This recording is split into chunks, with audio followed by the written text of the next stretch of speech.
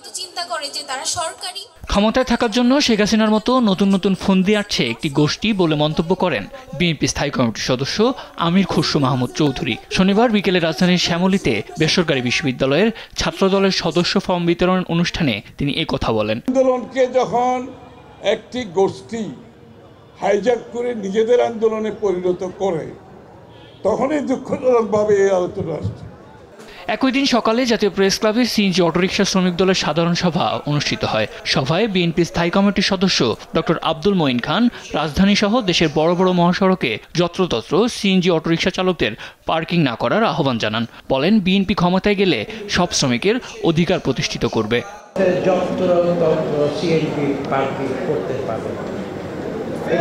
এটা যুক্তিযুক্ত নয়।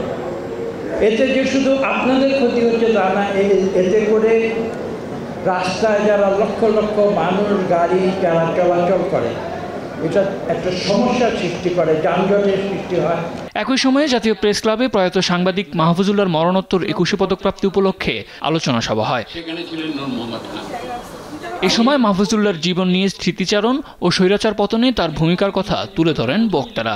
ভাইদের মতো হিরো খুব কম, প্রচুর তারা স্কলাস্টিসিজমে তারা এক্সপ্লেন করেছেন এবং ওনাদের লেখা সারা জীবন আমাদেরকে পথ নির্দেশনা করে। ওনার বিচিত্রার লেখা, ওনার সাংবাদিক হিসেবে এনভায়রনমেন্টাল জার্নালিজমের ওনার লেখা ব্রিলিয়ান্ট লেখা। মাহফুজুল্লাহ দিনে দিনে তৈরি হয় না। ছাত্র জীবন থেকে শেষ পর্যন্ত যে স্বপ্নের জন্য আমরা লড়াই করেছি, মাহফুজুল্লাহ লড়াই করেছে, সে স্বপ্ন মাহফুজুল্লাহ দেখে যেতে পারে নাই। আমরা আশাহত না, আশা করি একদিন এই স্বপ্ন পূরণ করতে পারবো। বাংলাদেশে কন্টেম্পোরারি হিস্ট্রি লেখার মানুষ খুব বেশি কিছু নেই, অনেকে অনেক কিছু লিখেছে, বাট কন্টেম্পোরারি হিস্ট্রির উপরে যদি কাউকে চিন্তা করা যায়, আমি মনে করি হি ইজ দ্য ম্যান। আর বিএনপি মহাসচিব বলেন ফ্যাসিস্ট পতনের পর নতুন বাংলাদেশ বিনির্মাণে সবার আন্তরিক হওয়া উচিত। একটা আশার আলো সবাই আমরা দেখতে পাচ্ছি যে আবার নতুন করে বাংলাদেশকে আমরা গড়ে তুলব। সবাই কথাটা বলছি, এটাতে সবারই আরো অনেক বেশি আন্তরিক হওয়ার প্রয়োজন।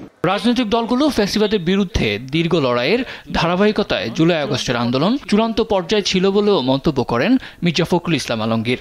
এই কবিতা সাদ আহমেদ, দেশ টিভি, ঢাকা। আলমগীর ভাই আছেন জানেন।